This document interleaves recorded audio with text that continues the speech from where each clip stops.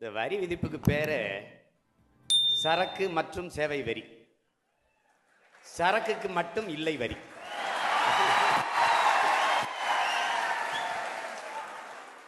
அம்பானியுடைய பெட்ரோலுக்கு வரி இல்லை, அதானியின் மின்சாரத்துக்கு வரி இல்லை, மல்லையாவின் சாராயத்துக்கு வரி இல்லை.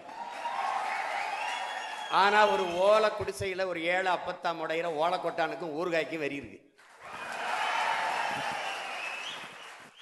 ஊதுவத்திக்கும் மெழுகுவர்த்திக்கும் வரி இருக்கு.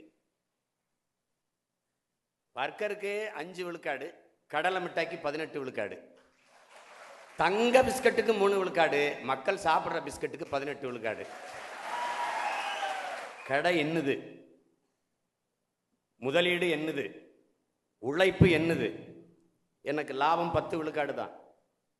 ஆனால் வரி 25 கூட்டல் 28 53 விழுக்காடு. இப்போ நாம் என்ன சொல்கிறோம், தயவு செய்து பெருமக்களே இந்த லாபத்தை எடுத்துக்கிட்டு வரியை என்ற கொடுத்துருங்க. ஜிஎஸ்டிக்கு முன்னாடி கடைக்கு பொருள் விற்பனைக்கு வந்தது, ஜிஎஸ்டிக்கு பின்னாடி கடையே விற்பனைக்கு வந்தது.